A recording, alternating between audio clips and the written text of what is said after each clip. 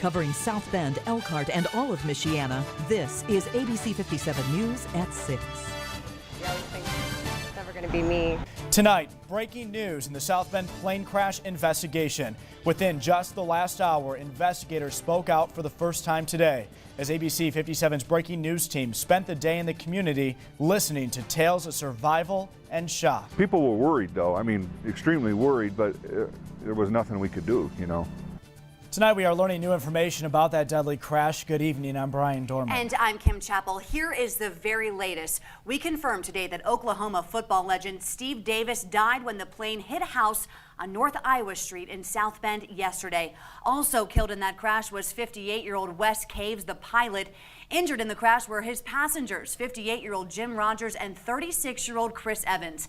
62-year-old Diana McEwen lived at a home on North Iowa Street and was taken to the hospital from crash-related injuries. Now, within the last hour, there was a news conference on this crash, and our team of reporters is gathering the very latest for you tonight. We were first on the scene of that crash yesterday and have been your source for updates ever since. We start this hour with ABC 57's Jacqueline Kelly. She was at that news conference that just wrapped up within the last hour. Jacqueline.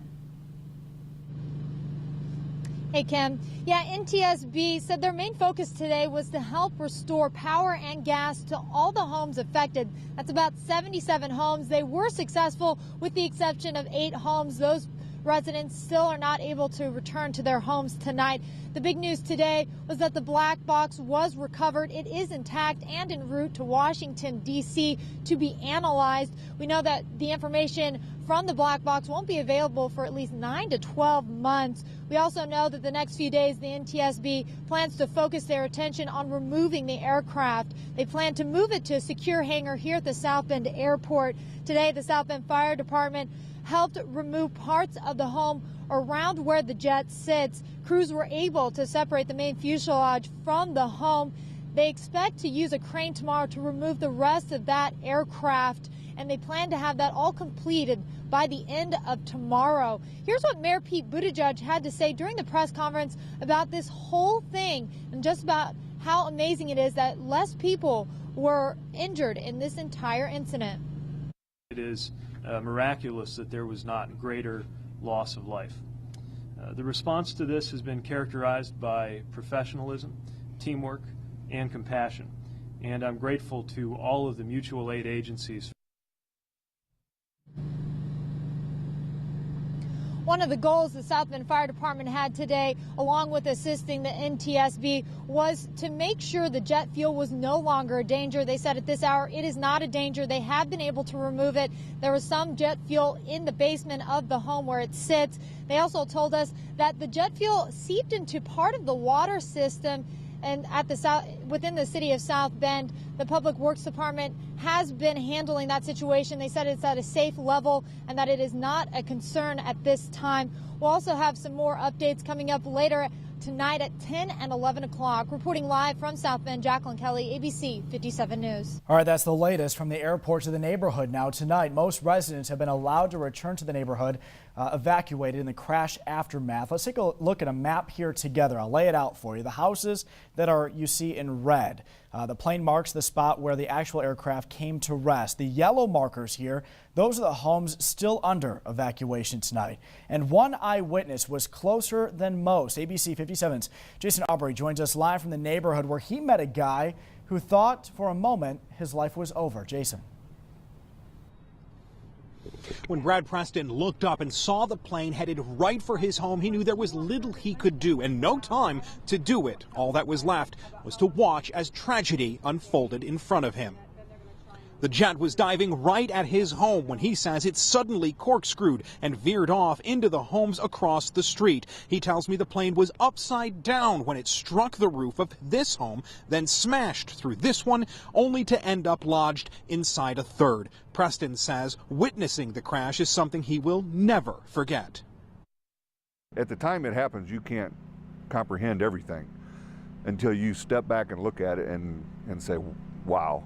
When I look over there at that wreckage over there, it's unbelievable what had happened.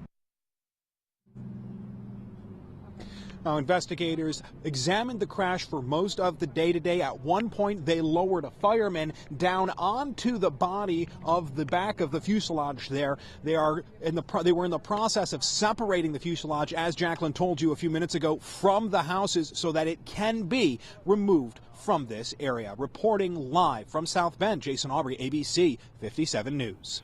Now, the woman who experienced that two-engine jet smash right through her home talked to us again tonight. This time, she shared her memories about the crash and the shock of seeing her house today. ABC 57's Jillian Mahan joins us live from Iowa Street. Jillian, how is that woman doing today? Well, she's staying at a nearby hotel and has been working with her insurance company, but she says she is still in disbelief and just can't understand how she and her 6-year-old son managed to make it out of the house unharmed. All of a sudden I hear like this loud explosion type sound. My first instinct was to run out and find out where my son was at. This is what remains of the house where Patricia Kowalski and her 6-year-old son Dominic lived just over 24 hours ago. I turned to look in the kitchen and then I saw rubble and stuff in the kitchen and I thought maybe he was in there, and then I heard him. So I turned real quick and grabbed him and we ran out. It wasn't until Kowalski ran out of her home and saw the wing of the plane stuck in her roof that she realized what had happened. Now, after seeing her house today, the shock is just as fresh. I still haven't processed it, actually. I'm watching them tear the roof off and it's like, that's my house, you know. I still can't. I'm thinking, when am I going to get to go back home? And it's like, I don't have a home, really. Despite the devastating loss of her home and many of her belongings, Kowalski is still grateful. Just glad that somebody was watching over us. Watching over him mostly, because I mean, if it would have been the impact would have been a little bit harder or at a different angle, he might not be here. Kowalski says officials are not sure of the extent of the damage at this point, but they say that much of the jet fuel has soaked into the house. So right now, Kowalski is afraid that she will not be able to get most of her belongings out of the home. Reporting live from South Bend, Jillian Mahan, ABC 57 News. Quite a story there of survival. And today we wanted to learn more about the passengers that were on that plane. We confirmed today that Oklahoma football legend Steve Davis died when the plane hit a house on North Iowa Street. ABC 57's Emily Pritchard has spent the day talking to people in Tulsa who know the victims, including Davis. Emily joins us now live in the ABC 57 studio. Well, at 5, we dove into the 3 others on the plane. One, a retired firefighter in Tulsa that's at Memorial Hospital tonight, along with another 36-year-old man. Now another one who passed away, whose daughter overcame a rare neurological disease. But the most well-known was former Oklahoma Sooner Steve Davis. Today, I did a Skype interview with his pastor and friend.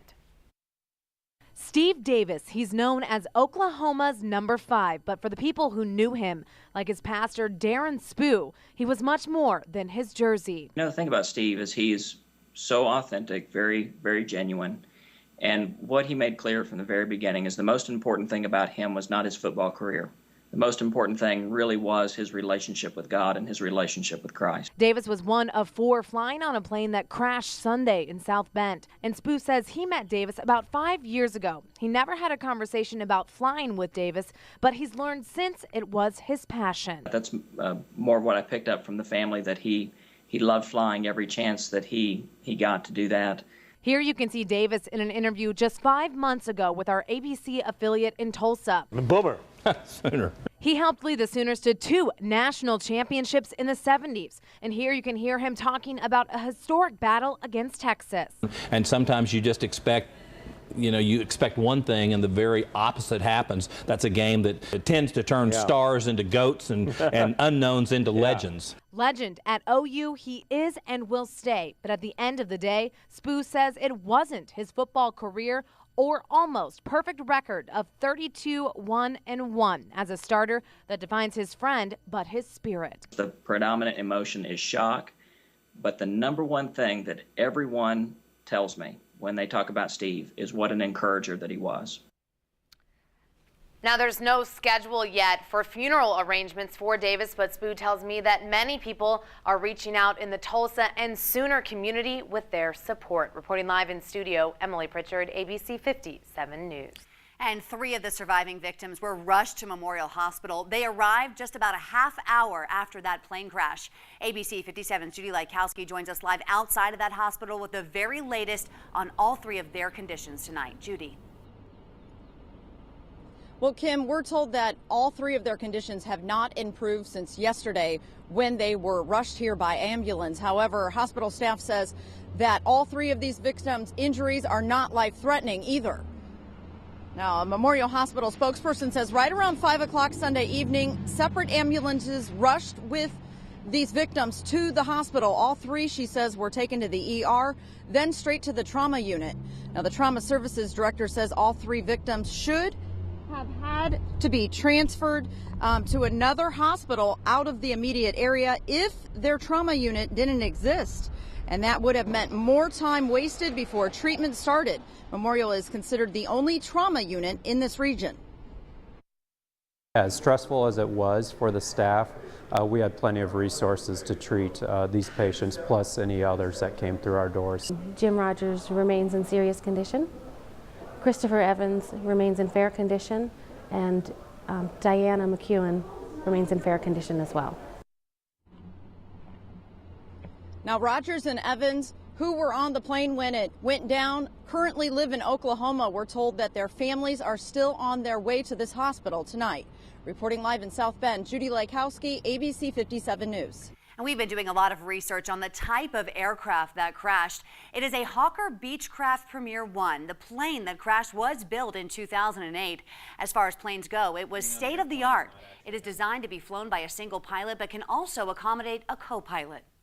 So the flight instruments are displayed on 2 monitors in the cockpit, and the aircraft is very well adapted. It has a good safety record for an aircraft of its category and class, so there's nothing unusual there. There aren't many planes like it here in our area. We checked the Elkhart, Goshen, and South Bend airports, and not one of them had an aircraft like it for us to take a look at today. Now, ABC 57's coverage of this breaking story will continue tonight. We have crews working on this for 10 and 11. They will show you what it's like to be in that neighborhood after nightfall. We will continue to have the very latest here on air, online on abc57.com, on Facebook and Twitter. We are also following a number of other stories here tonight, including the official installation of a new pope. Just ahead, the new controversy surrounding the pope and the meeting that he had with one of his critics. Plus, Hillary Clinton makes an announcement that could hint at a presidential run. What she had to say about gay marriage. And a big matchup on the ice for Notre Dame, who they'll face in Detroit this weekend. Temperatures only getting colder, rain changing back to snow, tracking that, and looks like a cold midweek in your ABC 57 First Warning Neighborhood Weather Forecast.